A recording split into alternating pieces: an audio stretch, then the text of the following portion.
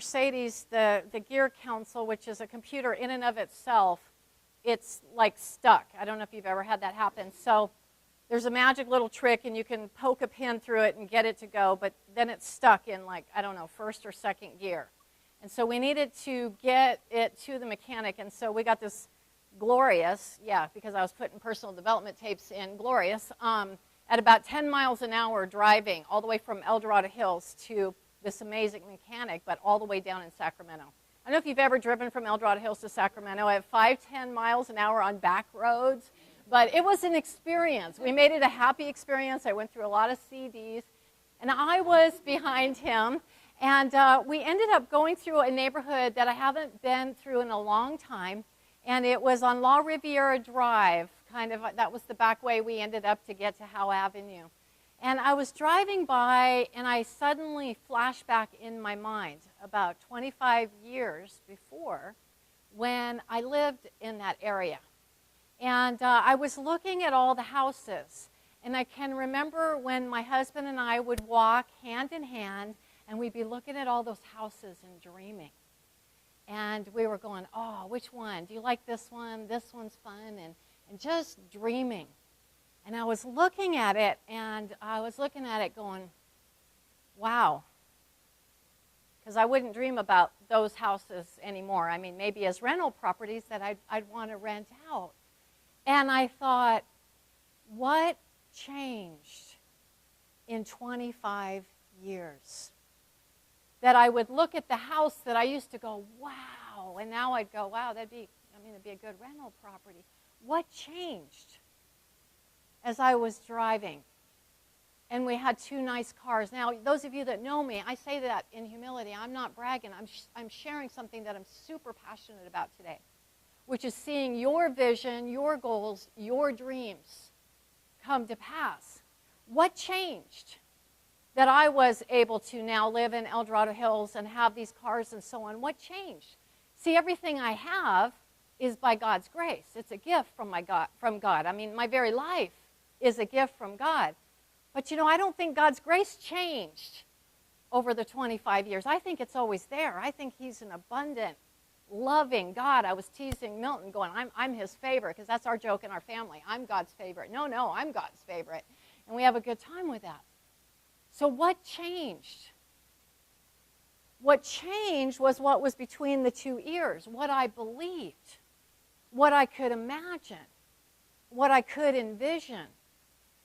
And so I get so excited about, I was just anticipating coming down here and so excited. Martin Luther King said, I have a dream. And I would say, I do too. And I have a passion.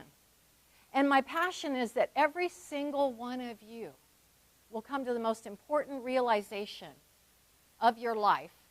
Well, second most important. First, to know how loved you are of God, who you are in him. But second, most important realization is to realize the greatness that is inside of you. The incredible, untapped potential within you. Because that changes everything. You see, if in the 1800s you had told them about driving a Ferrari to get to the general store, they would have looked at you like you were nuts. If you had told them about flying to Europe for a vacation, they would have looked at you like you're nuts. But consequently, if I tell my 22-year-old daughter who's in the market for a car right now that I want her to consider a horse and buggy, she would also look at me like I'm nuts. What changed? It's the belief system. It's the mindset. You would never think of going back to a horse and buggy, right? Because a mind cell, once stretched, once expanded, can never go back to its original size. I'm going to encourage you the same thing as today. To get a hold of. So how? How do we do this? I'm a really practical person. How do we get, and how do I share with you over the next 20-some minutes here, how do you get from the desires, and desires are not bad, the goals, the vision, the dream that's inside of your heart, how do you get it to share with the person next to you? And if you're not a note taker, just give yours away. Okay. First of all, the key is you have to ask. You have to clearly define, what is it that you desire? What is it that you truly desire? And I don't use the word, what is it that you want? Because if you look at the root of the word want means lack. So I try to eliminate that. I don't talk about what I want. David said, the Lord is my shepherd, I shall not want, meaning I shall not lack. So I don't like that. So if you catch me doing it, raise your hand, say, you just said it. Okay, so ask, what is it that you desire? Now let's see if you've already in the New Year's mode and you're planning out 2012. Let's see how quick you can do this. Over the next just 30 seconds, 1 minute, as fast as you can, write down, fill in those 10 blanks. What is it that you desire? Where do you want to live? Who do you want to work with? Where do you want to go? What do you want to experience? Who do you want to be?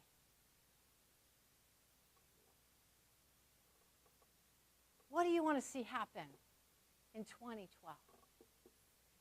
Over the next 5 years, over the next 10 years, what is it? What do you want to drive? Who do you want to meet? What do you want to eat?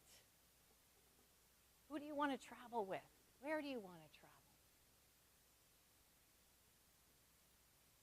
The first person that gets to 10, raise your hand. Tell me, I did it. I'm there.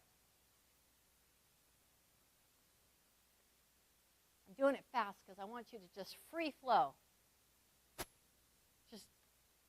Are you done? Yeah. Way to go. Congratulations. All right.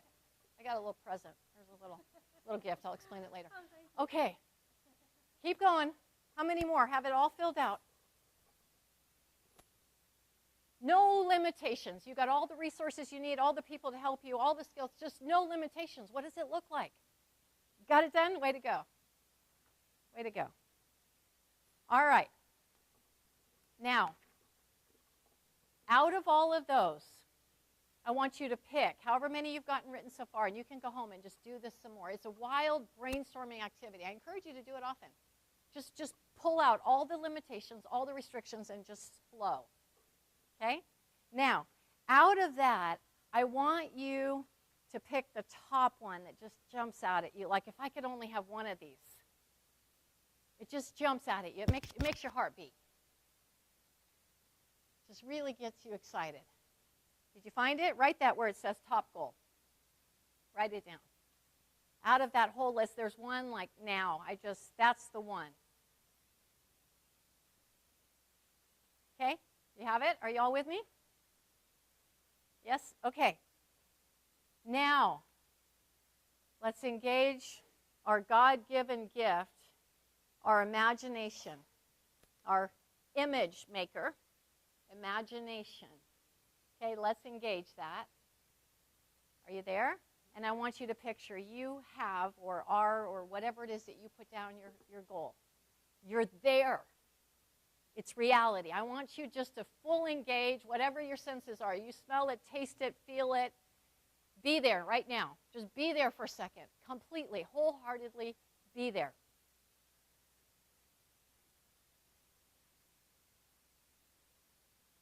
Okay, stop. Now real quick, do a check. How did you feel? Honest engine. How did you feel? Okay, awesome. Extremely happy and joyful. Anyone else? Confident, powerful, good. Okay. Relaxed. Okay, good. You must have been on a beach. You were. I know that place. Okay, yes. Content. All right. This is a very, very important exercise because here's what we know about goal setting, goal achieving, about bringing to fruition your vision, goals, and dreams. Here's what we know, is you have to be able to attach a very positive emotion to it. You actually have to get yourself almost in a state of bliss when you think about it. You have to imagine it so clearly and feel such a flood of joy, of positive emotions around it, if you're going to bring it. So, If there was anything that was a hesitation or a break around that, if you felt any doubt, any fear, any worry, then you're going to have to scale it back just a little bit. We'll get there still. But scale it until you can completely imagine yourself there and feel a sense of absolute bliss. Because here's what we know. Many, many, many years in Scripture, many years ago in Scripture, it was written, as a man thinketh in his heart, so is he. And for years, people thought, well, the Bible's just messed up there. I mean, we don't think in our heart. You know, they must have been uneducated back then. We know we think in our brain. We don't think in our heart, right? Wrong. Did you know that one of the largest transmitters within your body is in your heart? Did you know, both in terms of EMF, electromagnetic frequency, it's the most powerful, 500 times more, 5,000 times more than your brain is coming out, but also biochemically.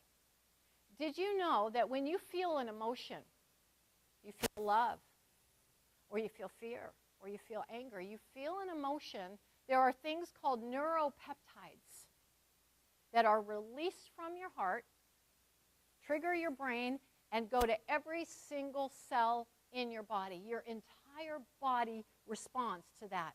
That's why we can't afford the luxury of a negative thought, because it goes to every single cell in your body.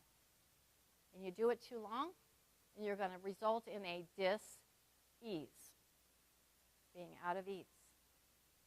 But you walk in that, and that's flooded through, and you're able to accomplish it. So B, if you're filling out this form, attach a positive emotion. I put some websites where you could go and look. C, you must, to accomplish your vision, you must create new neural pathways. See, some of you find it easier to be positive all the time. You can look at the cup as half full. You can picture things. You can smile. You can go through. And the reason is you've already created these neural pathways. Okay, they're like roads in your brain. It's real easy, and your thoughts just travel those roads, and they know those roads. Some of you have a harder time. You say, I just don't know how to be positive. I get stuck, and that's not mostly successful thinkers, because you're all successful thinkers. But we want to develop new neural pathways so that our thoughts are always going in that direction, and we're always producing those thoughts and those emotions, and we're always moving toward our goal. I believe 2012 is going to be the most exciting, richest, most dynamic year ever. I am so fired up about this year, I can't even begin to tell you. How about you? Okay, so we're creating those positive neuroassociations. Now, there's some things to create these new neuroassociations. Let me share. I always like to share, because those of you that know me, I love doing this, okay? I'm passionate about doing this. And I never, ever teach something that I don't do. I don't believe in that. So if I'm not doing it, I have no business talking about it, okay? So let me share a little bit what I do. How can we create these? Well, one of the first things you can do is to have a dream board. Now, mine's too big to lug around, so I don't bring it with me, okay? Because I use a cork board that is, yay big. It's a great big one, okay? And I use a cork board because I use thumbtacks, because I'm always playing with the pictures. And I'm always moving it around. I'm always adding new. I'm always just engaging, because I don't want to create something and go put it in a closet somewhere. I want to see it every single day. I want to be involved in it. All you need to know is the next step. You don't have to know how you're going to get there. You don't have to have all the resources. All you need to know is, what can I do today to get there? Today. And so now I can open every morning after I've looked at my dream board, and now I've done all that, right? And now I just look, what's my action today? What's the most important thing I can do today? Because if every day you're advancing toward your goal, you're going to be there. You're absolutely going to be there. Okay, so we filled out A, B, C. D was align your words. Okay, I jumped ahead. Align your words with your vision. And E, the final one, where the rubber meets the road, prove that you really believe Okay? Prove that you really believe in your dream, in your vision. And the way you're going to prove to me that you really believe in it is by taking action. So when you wake up every day, the power of questions can change your life. So when you wake up each morning, and I hope you've created a miracle morning every morning where you have trained yourself to wake up at least an hour earlier than you need to do your normal morning getting ready and getting your kids ready. Because it will set the sail on your ship. There's nothing that will change your life more than that hour every morning, that sacred hour. It'll be the difference between night and day, what you do that morning hour, and you can do it again at night before you go to bed. So one of the things you can ask yourself in that morning is, what is the single most important thing I can do today to advance in the direction of my goals and dreams? I'll tell you what, you ask that every day and you're going to be there. You're going to be there. What is the single most important thing I can do today to improve my relationship? What's the single most important thing I can do to get my body looking like I want it looking? Right? So this action is where the rubber meets the road, because you can fantasize forever, but if you're not putting it into action, yeah, it's going to be a fantasy for a long time. It has to have the action behind it. So a couple days ago, about a week ago now, I walked into the gym, and I do go to the gym all the time, but I walked into the gym, and I started thinking to myself, to get something you've never had, for me to get something I've never had, I got to do something I've never done. Because the definition of insanity is keep doing the same thing and expecting a different result. We all know that, right? Okay. So to get something that I've never had, which is the abs on this girl in the red bikini, never had it. Not since I was 6 years old, not in high school. I got myself to the size that I want to be at right now, but the abs aren't there yet, okay? So to have something that I've never had, I got to do something I've never done. And I looked over at the personal trainer, and she wasn't with a client. She was sitting at her desk. And this personal trainer happens to be my son's mom, my son's best friend's mom. So I've already heard from my son's best friend, oh yeah, my mom, man, she works people so hard, she makes them puke. I'm thinking, I ain't going there. It doesn't sound good. I don't want to puke. And so I have this thought, you get these wrestling in your mind, and I'm like, abs like the bikini, puke. Abs like the bikini, puke. Right? So I walked into her. I did it. I walked in. I said, so, Chris, on my dream board, there's this girl, and yeah, she's got these amazing abs, this woman in this red bikini. She's got this amazing abs, and like, what do I have to do to get those? And she says, you eating right? I said, yeah, I really am. You're here working out. I see you every day. Yeah. She said, come on. I got a free personal training session right there on the spot. She showed me things you can do with your abs I never dreamt your abs could do, okay? To do things, right? To get things you've never had, you got to do things you've never done. This is your year, successful thinkers. This is your year. Don't get caught up with the nonsense. Don't get caught up with the naysaying.